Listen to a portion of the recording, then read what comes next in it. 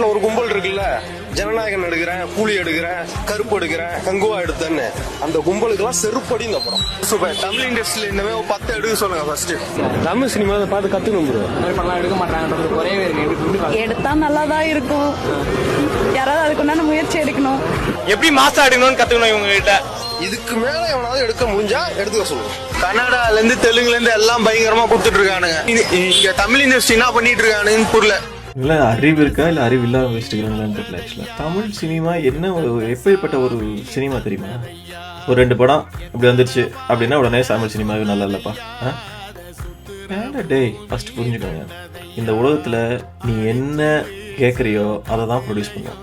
உனக்கு ரைஸ் வேணும்னா ரைஸ் தான் ப்ரொடியூஸ் பண்ணுவோம். உனக்கு மாஸ் வேணும், இந்த மாதிரி தான் ஒருத்தர் பின்னாடி ஓடணும்னா அந்த மாதிரி படம் தான் வரும். நீங்கள் திருந்துடா ஃபஸ்ட்டு, உங்களோட எதிர்பார்ப்பெல்லாம் மாற்றுங்க.